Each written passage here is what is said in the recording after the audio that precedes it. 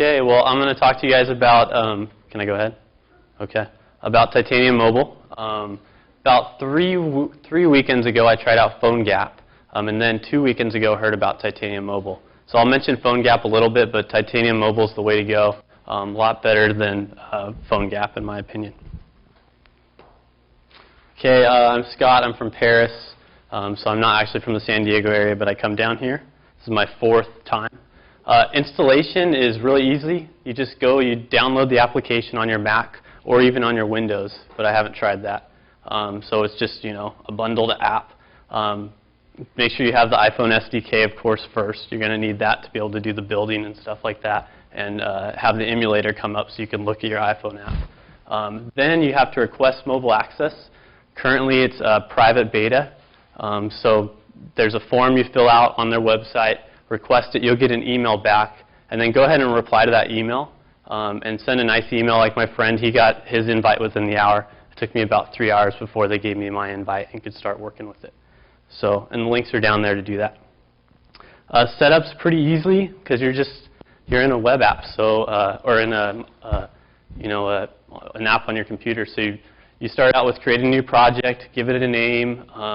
Then you're going to configure the titanium app.xml file, which I'll show you in a bit. And you create your HTML, JavaScript, and CSS, which will dynamically basically create your iPhone application and build that, and then launch your emulator and check your work. There's no testing or anything like that as far as I know, so right now I'm just building, testing, the old-fashioned way. So to start with, the first file you're going to configure, once you create the app there, it's going to create a project on your computer wherever you specified. So if you have it in your iPhone folder, it'll create it there. And then just open it up in TextMate. This is the file you'll start with first. It's just your configuration file, basically. The key thing to kind of note is the windows. And I'll show you that on the next page, is you can start with multiple windows. And multiple windows are just when you see on the iPhone, you have the little tabs at the bottom, the little black tabs. That's what your different windows are. So if you have kind of a one-window app, you would start with just one window, and you're going to dynamically create the pages that slide across with the JavaScript. But if you want kind of sectioning things off, you're going to just first specify your windows there. So pretty easy. Just give it an ID, the URL, which is just your folder structure, and if you want a background color, and there's other options. So there's the explanation of that. There you go. It's going to create your tab bar for you. So that would be 3 windows under the windows. Okay. So then layout. You can organize your files however you want. So it's just HTML, JavaScript, and CSS. I try to do kind of an MVC a little bit. Everything's going to go under your resources, and build is going to build your JavaScript and turn it into your app for you. So you'll start off with images and things like that. iPhone and Android is basically code just for that part. So if you're so Titanium is more than just iPhone apps. That's all I built it for right now. But they also support Android. And they have plans to support BlackBerry, but BlackBerry is a little tough to work with, I think. So, so you set up your layout however you want, and build as you go. I should mention, when you start off, mostly you'll be writing just code to create windows. So basically, you're doing just some JavaScript with their API, Titanium, the UI interface, the user interface part, create a new window. So this is all up on their API. Specify the URL, so flights new. So that would go to the flights new page. And then window orientation either, so you could go either way. And then animated will give you the little animated effect. So you'd click and it move. And they'll automatically put the back button up there for you, so you just tap the back button and go back. So a lot easier than doing Objective-C.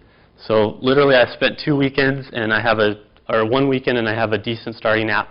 And 2 weekends later, I'll have the majority of it done, and then kind of have to do design and stuff. Or otherwise, Objective-C, I think it would take me a month to learn at least, and another month to probably do what I've been able to do here. So really nice. So here's an example of the index file. There's hardly anything in it. Basically, you're just calling JavaScript.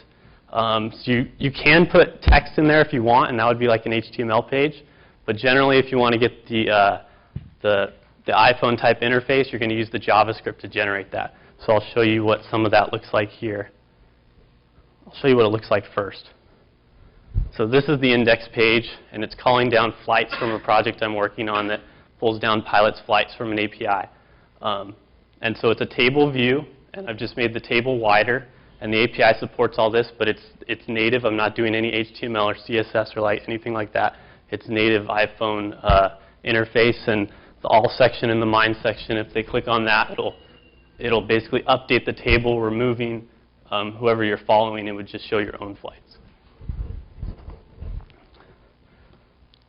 So I'll go back to that. So that's what some of it looks like. So here's the log a flight button.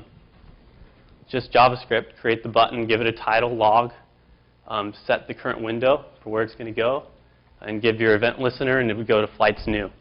So really simple compared to what I saw in Objective-C. So that log flight is going to go to the flights new page. And on the flights new page, you can put your form with all your fields. This is an example of the master. So for example, if you want to make sure everything's authenticated, you can do something like that, and you can basically, now Titanium supports a database, but I haven't got into that yet, just the native SQLite database on the iPhone. But you can just put things in the JavaScript and set the strings that way, and pull down the login and password.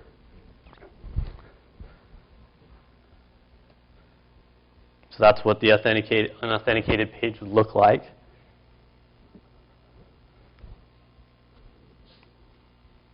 This here is kind of calling the login form.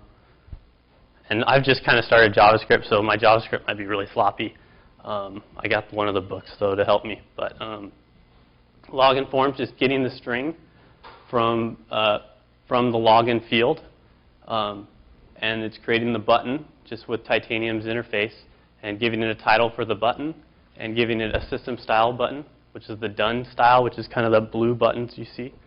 So everything's being created on the fly, and with JavaScript, hardly any lines of code to be able to create an iPhone app that'll do stuff like that. So you have a regular iPhone interface, login, password, login. You can click, sign up for a free account. You get that same type of interface, the pop-ups, everything. So really native, but you're building everything in JavaScript. And literally, this is me learning how to do it, and it took just a weekend to get to these points. So really a nice, fast way to go, in my opinion.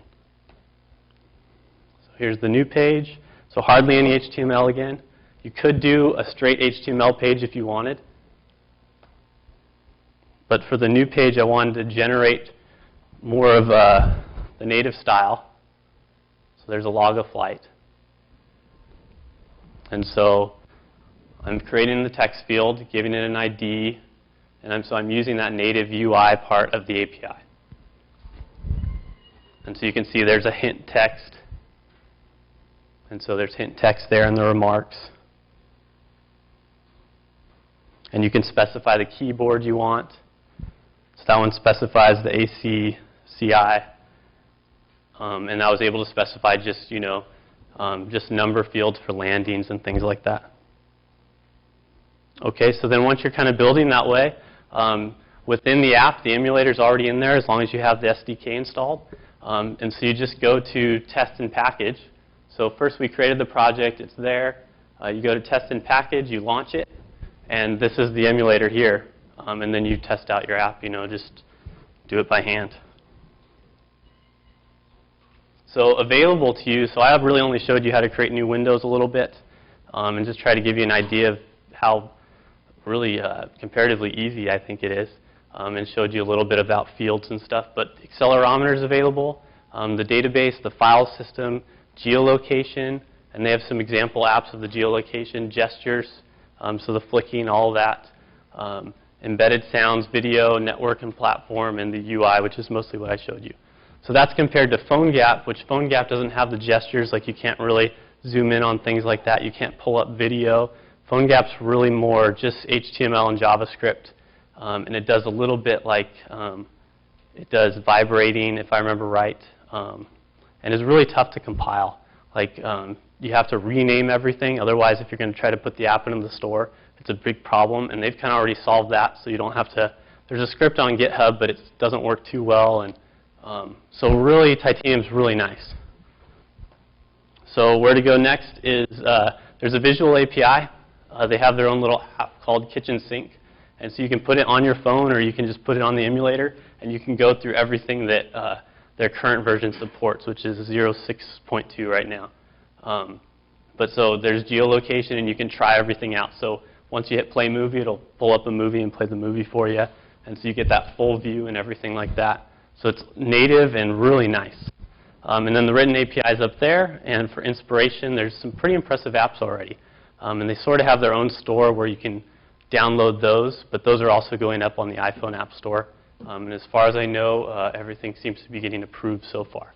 Where PhoneGap kind of had some issues of people not getting approved because they didn't rename stuff and it said PhoneGap in the app. And so Apple was like, wait, your app is named this. Why does it say PhoneGap? So whatever you name your app, everything is going to be with your name. So that is Titanium Mobile. So any questions?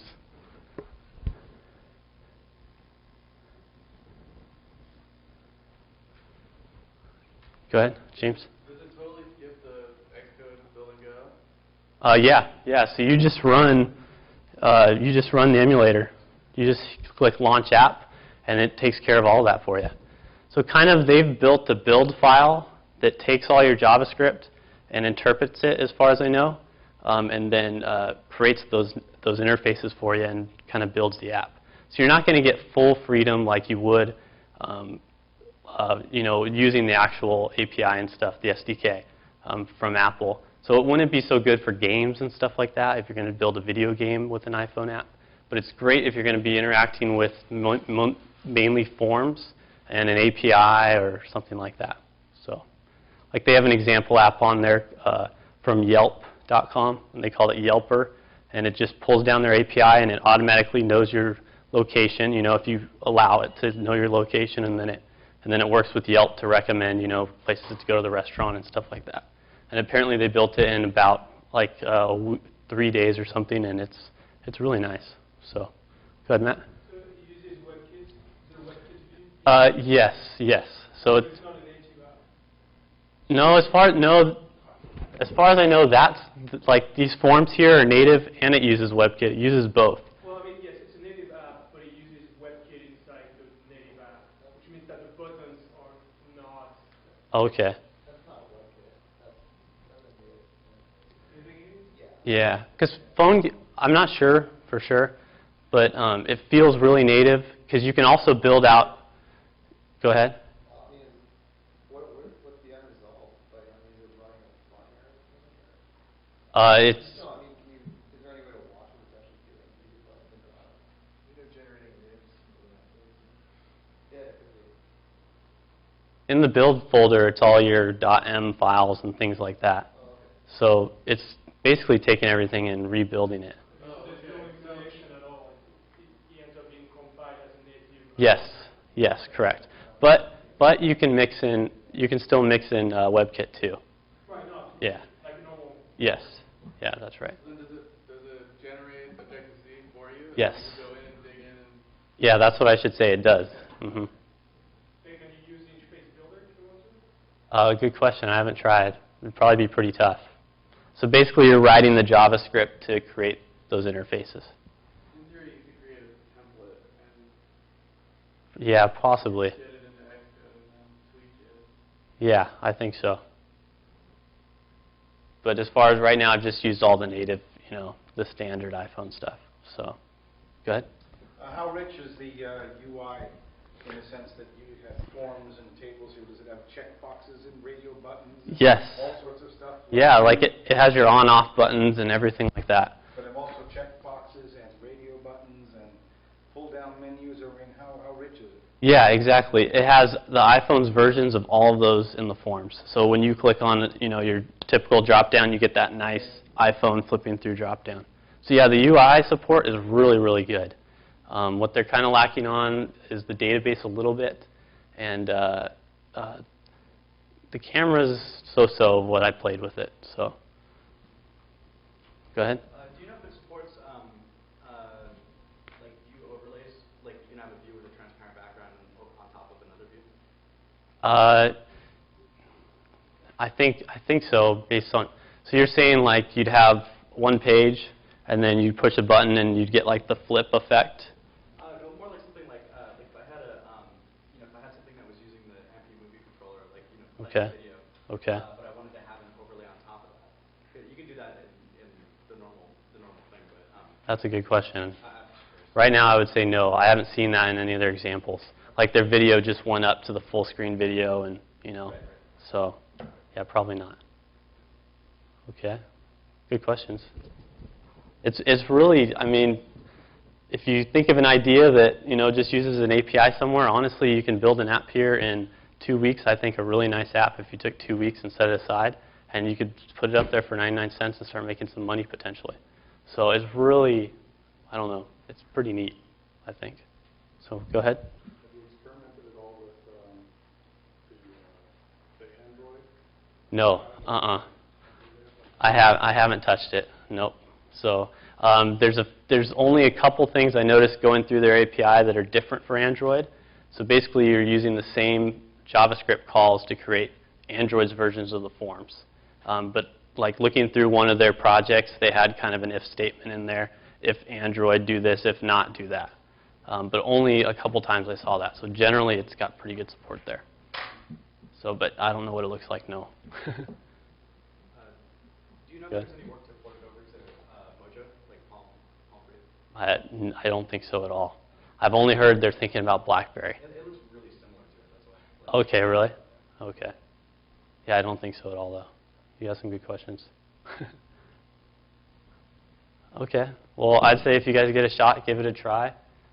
If you're into, JavaScript's kind of similar to Ruby, so it's not too bad to get started with, and you can maybe build a nice app. So, thank you.